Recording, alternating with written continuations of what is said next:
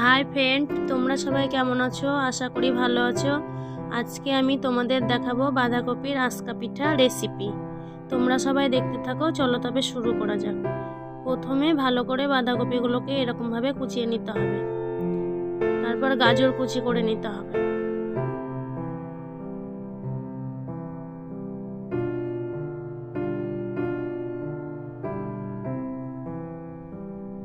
তারপর আমার কুচানো হয়ে গেলে জল দিয়ে ভালো করে ধুয়ে নেব।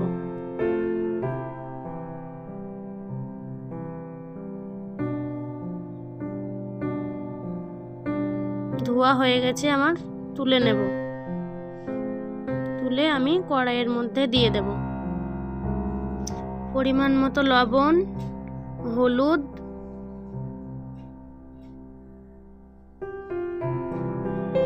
কাশ্মীরি লঙ্কার গুঁড়ো দিয়ে দেব। ততক্ষণে আমি মশলা করে নেব। গোটা জিরে,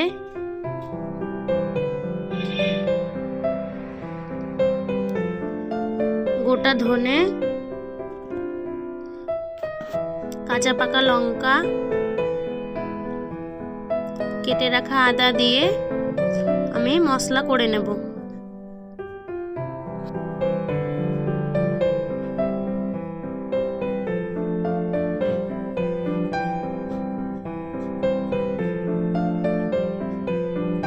মশলা বাটা আমার হয়ে গেছে, এবার তুলে নেব।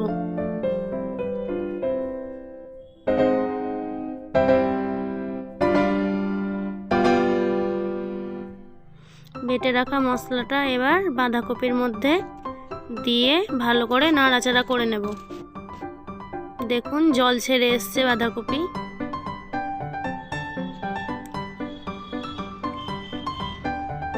নাড়াচাড়া করে ভালো করে ঢাকা দিয়ে দেব।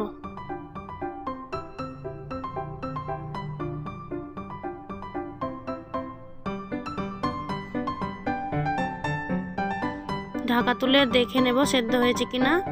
তারপর পরিমাণ মতো চিনি, ধনেপাতা দিয়ে ভালো করে নাড়াচাড়া করে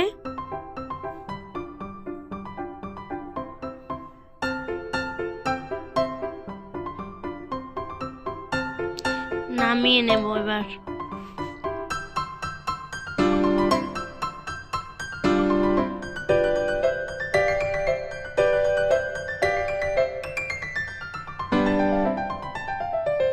নামানো হয়ে গেছে, এবার ভালো করে ঠান্ডা করে নেব।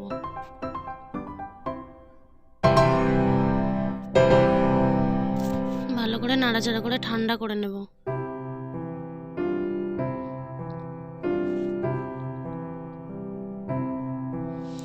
আমার ঠান্ডা হয়ে এসছে। এটা আতপ চালের গুঁড়ো নিয়েছি। এবার বাঁধাকপির সাথে ভালো করে মাখিয়ে নেব।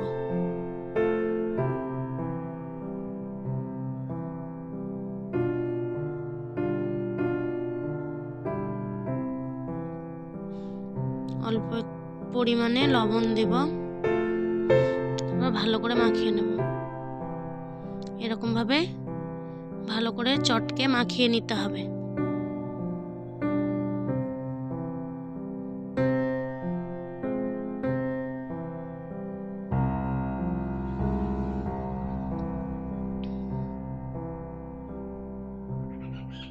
ভালো করে মাখানো হয়ে গেছে, এবার অল্প পরিমাণে জল দেব। জল দিয়ে ভালো করে মাখিয়ে নেব।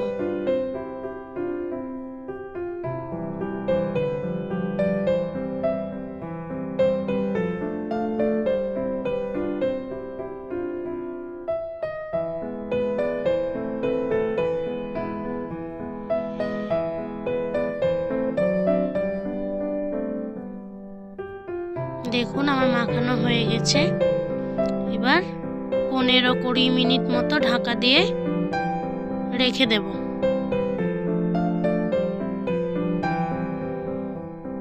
ঢাকা খুলে দেখে নেব কি সুন্দর হয়েছে মাখানোটা। তারপর এগুলো ভালো করে ভেজে নেব।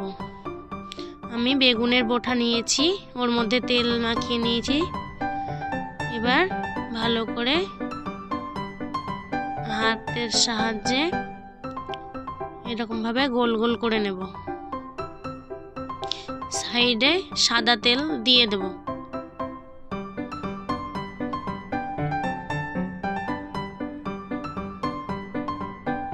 আমার পিঠাটা হয়ে এসছে, এবার ভালো করে উল্টে দেব।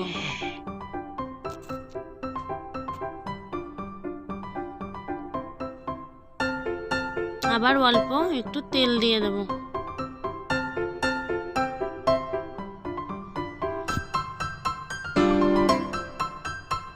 আবার উল্টে পাল্টে ভালো করে সেঁকে নেব।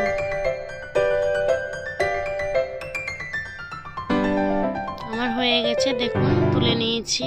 এরকম ভাবেই পাতলা পাতলা করে আপনারা বাড়িতে তৈরি করে খাবেন।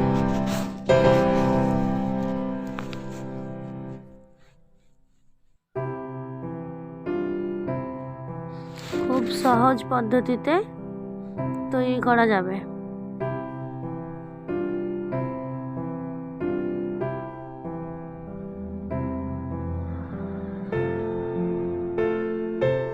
আমি আর একটা করে নেব।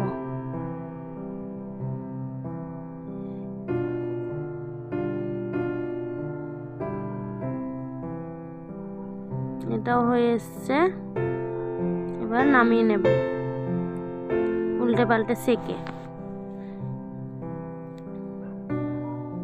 আপনারা এরকম ভাবেই তৈরি করে খাবেন। আশা করি ভালো লাগবে। ভালো লাগলে লাইক, কমেন্ট, শেয়ার করবেন। আমরা গ্রামীণ পদ্ধতিতে এরকম ভাবেই খাই।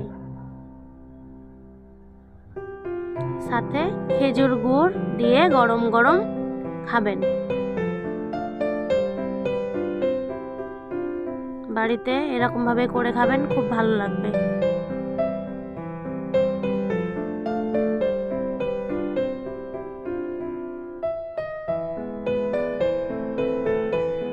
দেখুন কি সুন্দর হয়েছে আমার, পাতলা পাতলা করে অনেকগুলোই হয়ে গেছে।